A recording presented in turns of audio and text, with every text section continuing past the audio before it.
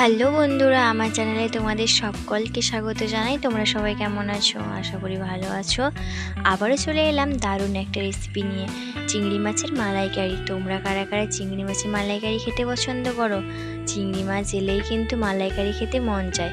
সেটা কিভাবে সহজভাবে বানিয়ে নিবে আজকে আমি তোমাদের সেটাই দেখাবো। বাঙালিদের প্রিয় খাবার, বাঙালি যতদিন থাকবে পাতে কিন্তু চিংড়ি মাছের মালাইকারিটা অবশ্যই থাকবে। তো তারই আজকে ভিডিও নিয়ে চলে এলাম। আর এই রেসিপিটা পুরো দেখতে থাকো, স্টেপ বাই স্টেপ সব কিছুই দেখাবো। ভালো লাগলে ভিডিওতে একটা লাইক করে যেও আর আমার চ্যানেলটাকে সাবস্ক্রাইব করে যেও। প্রথমে আমি কতগুলো চিংড়ি মাছ নিয়েছি, ওটা আমি কেটে ভালো করে বেছে ধুয়ে নিয়েছি। এরপর আমি লবণ আর হলুদ মাখিয়ে নিয়েছি। এই চিংড়ি মাছগুলো আমি মাথা আর লেজাটা রেখে দিয়েছি, আর মাঝখানের খোসাটা আমি ছাড়িয়ে নিয়েছি। এরপর গ্যাস জ্বালিয়ে আমি একটা তাওয়া বসিয়ে দিয়েছি। তাওয়াটা গরম হয়ে গেলে আমি ওতে সরষের তেল দিয়ে একে একে চিংড়ি মাছগুলো ছেড়ে দিয়েছি। এরপর চিংড়ি মাছগুলোকে আমি একদম হালকাভাবেই ভেজে নেব, এপিট ওপিট একবার করে।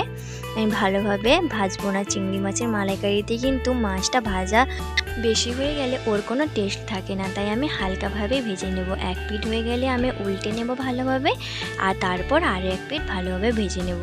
এরকমভাবে একটু ভাজা ভাজা হয়ে এলে তারপর আমি একটা প্লেটে তুলে নেব। মাছের ওপরে একটা হালকা গোল্ডেন কালার হয়ে এলে আমি মাছগুলো সবগুলো ভেজে তুলে নিয়েছি। এরপর রান্নার কাজে আসা যায়। এখানে আমি পেঁয়াজ আর টমেটো বেটে নিয়েছি। একটা বড় মাপের পেঁয়াজ আর টমেটো আমি বেটে নিয়েছি। আর এখানে আমি সর্ষে বেটেছি, সাদা সর্ষে আর আদা বেটে নিয়েছি। আর আমি এখানে রসুনটা দিইনি। এখন তো শ্রাবণ মাস, আমার বাড়িতে রসুন খাওয়া হয় না, তাই আমি এখানে রসুনটা দিইনি। তোমরা চাইলে রসুনটা অবশ্যই বেটে দিয়ে দিতে পারো।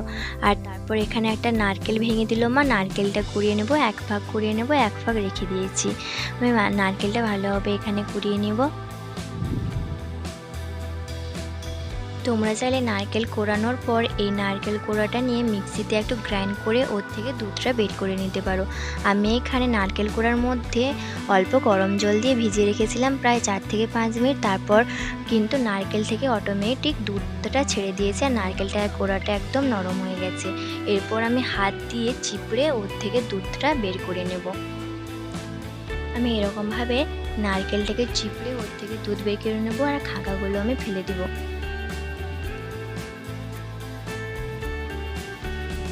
এরকমভাবে আমি নারকেল থেকে চুপড়ে ও দুধটা সব বের করে নিয়েছি। এরপর কড়াই বসিয়ে দিয়েছি উনানে। কড়াইতে না আগে মাছ ভেজেছিলাম, তাই তেলটা একটু কালো লাগছে। তার মধ্যে আমি অল্প সরষের তেল দিয়ে দিয়েছি। এরপর 2টো এলাচ 2টো দারচিনি আমি দিয়ে দিয়েছি ফোড়নে। এরপর ফোড়নে দিয়েছি গোটা জিরে। তারপর একটু ভেজে নিয়ে আমি আদা বাটাটা দিয়ে দিয়েছি। আদা বাটাটা আমি ভালোভাবে তেলে একটু ভালোভাবে কষিয়ে নেব। তারপর একটু ভালোভাবে ভাজা ভাজা হয়ে গেলে এর মধ্যে আমি পেঁয়াজ বাটাটা দিয়ে দেবো। আমি সবগুলো পেঁয়াজ বাটা দিয়ে দিয়েছি।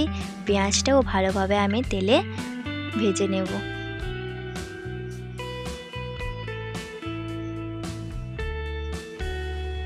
তারপর পেঁয়াজটাও তেলে ভালোভাবে একটু ভেজে নেওয়ার পর আমি এতে দিয়ে দিলাম সাদা সর্ষের বাটা। এরপর সাদা সর্ষের বাটাটা দেওয়ার পরও ভালোভাবে একটু নেড়ে চেড়ে ভেজে নেব।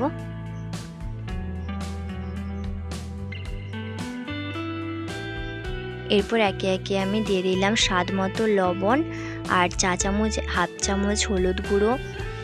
এরপর ভালোভাবে আবারও একটু নাড়িয়ে নিয়ে আমি কষিয়ে নেব।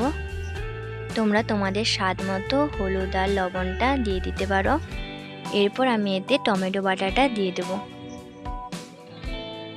তোমরা চাইলে টমেটো কুচিও দিতে পারো, আমি এখানে বাটাটাই ব্যবহার করছি।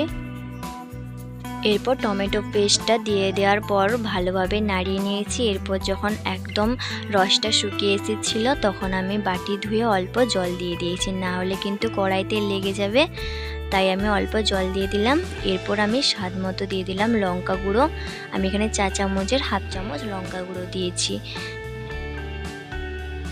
তারপর ভালোভাবে সবগুলো মশলা কষিয়ে নেওয়ার পর যখন মশলা থেকে তেল ছেড়ে দিবে, এখানে আমি 4 চামচ হাফ চামচ জিরে গুঁড়ো আর 4 চামচ হাফ চামচ ধনে গুঁড়ো দিয়ে দিয়েছি।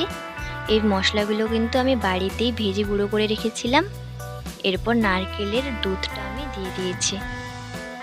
তারপর ভালোভাবে আমি মশলার সঙ্গে মিশিয়ে নিয়েছি। এরপর একটু 2 থেকে 3 মিনিট ফুটিয়ে নিয়েছি। তারপর আমি বাটি ধুয়ে জলটা দিয়ে দিয়েছি, নারকেলের দুধ যে ছিল বাটিটায় সেইটা আমি ধুয়ে দিয়ে দিয়েছি। এরপর আমি এখানে আমার পরিমাণ মতো জলটা দিয়ে দিয়েছি।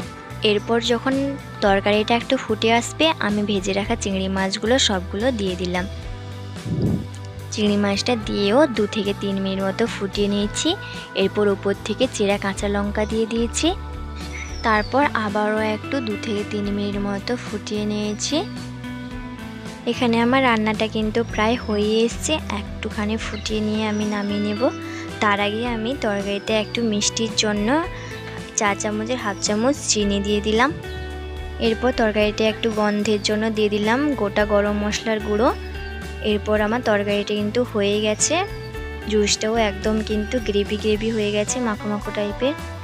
এরপর একটা প্লেটে আমি নামিয়ে নিয়েছি। আমার চিংড়ি মাছের মালাইকারি কিন্তু রেডি বন্ধুরা, দেখতে কত সুন্দর হয়েছে, খেতেও কিন্তু দারুণ হয়েছিল। তোমরাও বাড়িতে এরকম বানিয়ে খেও, অবশ্যই তোমাদের ভালো লাগবে।